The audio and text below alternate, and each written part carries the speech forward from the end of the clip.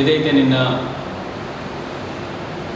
పోరాటాల రోడ్డు నుంచి వచ్చినటువంటి కుటుంబంపై కవితకారి మీద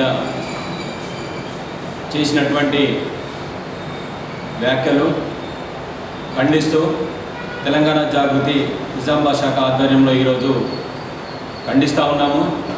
ఎమ్మెల్సీ బల్మూరి వెంకట్ కాంగ్రెస్ నాయకుడు నిన్న కవితకారి మీద చేసినటువంటి వ్యాఖ్యలు సరికావని చెప్పేసి హెచ్చరిస్తూ, బిడ్డ ఒక ఉద్యమ కుటుంబం నుంచి వచ్చి తెలంగాణ రాష్ట్రాన్ని సాధించే దిశలో పనిచేసినటువంటి కవితకారు మీద నువ్వు చేసినటువంటి అబద్ధపు ప్రచారాలు, బిడ్డ నువ్వు ఇంకొకసారి కవితకారు మీద మాట్లాడితే నీ చర్మం తెలిసి చింత చెట్టు కడతామని చెప్పేసి నిన్ను రాష్ట్రంలో ఎక్కడ తిరగనివ్వకుండా తెలంగాణ జాగృతి వెంటబడుతుందని చెప్పేసి ఈ సందర్భంగా హెచ్చరిస్తూ, నువ్వు ఒక దొంగవి బల్మూరి వెంకట్, నీ గ్రామంలో మొదట నీ నిజాయితీని నిరూపించుకో.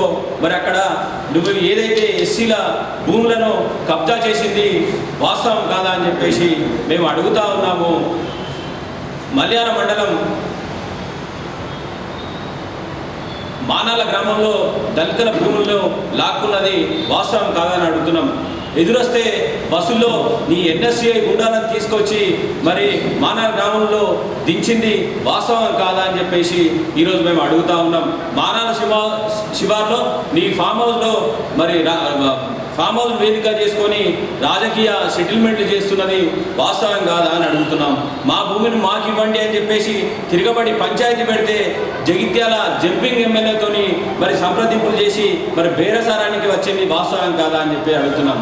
అదే లాక్కున్నటువంటి భూమిని మరి ప్రభుత్వానికి ఉచితంగా ఇస్తామని ప్రభావాలు పలికింది వాస్తవం కాదని చెప్పేసి అడుగుతా ఉన్నాం. దమ్ముంటే నువ్వు నీ అయ్యాబా సంపాదించిన సొమ్ముని దానం చేయండి.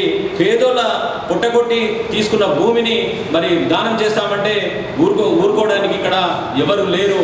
బల్మూరి వెంకట్, నీకు నిజంగా చెప్తా ఉన్నాం, నీకు నిజంగా చిత్తశుద్ధి ఉంటే నీ 6 గ్యారెంటీలో ఏది అమలైందో ఏది అమలు కాలేదో ఒక అపరిచితుడిగా ఉన్నావు. నీకు అవి అందులో ఏమి అమలైనాయో ఏమి అమలు కావాలనేటువంటి వ్యక్తివి.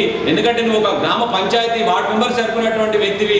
నిన్ను ఎమ్మెల్సీ ఇస్తే మరి ఇదే రకంగా ఉంటుంది. నీకు పార్టీ ఎమ్మెల్సీ ఇచ్చింది, దాని గౌరవాన్ని కాపాడుకొని ప్రజలకు న్యాయం చేయు, ప్రజల సేవ చేయి. కానీ నువ్వు అనిశ్చిత వ్యాఖ్యలు చేస్తున్నటువంటి ఇది కరెక్ట్ కాదు. మండలి సాక్షిగా 6 గ్యారెంటీలను మరి ప్రజలకు చేరువయ్యేదాకా పోరాడుతూ వినూత్న రీతిలో నిరసన తెలిపిన గారి అక్క కవితకారి పోరాట ఫలితమే ఈరోజు బీసీల 42 రిజర్వేషన్ 2 వేర్వేరు బిల్లు పెట్టడం జరిగింది. రాష్ట్రంలోనే కాకుండా కేంద్రంలో కూడా మరి పార్లమెంట్లో ఈరోజు ఆ బిల్లును మరి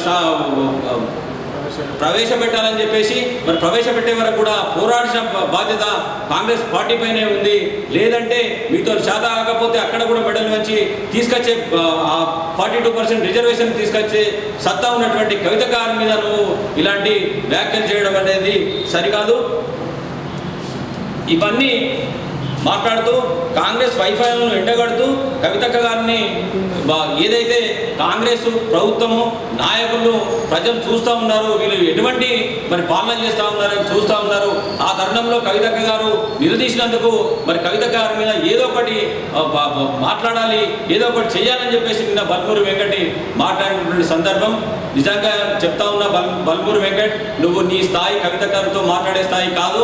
నువ్వు ఏదైతే నిన్న మాట్లాడినావు లిక్కర్ స్కామ్ గురించి, ఆ రోజే కోర్టు చివాట్లు పెట్టి కేంద్ర ప్రభుత్వాన్ని రాష్ట్ర ప్రభుత్వాన్ని అనవసరమైనటువంటి కేసులో అమాయకురాలను నిరూపించారు. అనునిత్యం ప్రజాసేవలో ఉండేటటువంటి ఒక నాయకురాల్ని అనవసరంగా తీసుకొచ్చి జైలు పాలు చేసారు అని చెప్పేసి మీకు చివాట్లు ఇచ్చి క్లీన్ చిట్ ఇచ్చి అదే రోజు బెయిల్ ఇవ్వడం జరిగింది. అది మర్చిపోయినావు. నువ్వు ఒక నాయకుడివి, నువ్వు ఒక ఉస్మానియా విద్యార్థిని అంటావు. నీకు ఆ లెటర్ కూడా చదివేంత ఇది లేనటువంటి దద్దమవరు అని చెప్పేసి నేను చెప్తా ఉన్నాను. ఇంకొకసారి కవితక్క గురించి మాట్లాడితే న్యాయంగా చీరేసి నిన్ను ప్రతి నిత్యం మా జాగృతి నాయకులు వెంటబడుతూనే ఉంటారు. చస్మత్ జాగ్రత్త అని హెచ్చరిస్తా ఉన్నాను.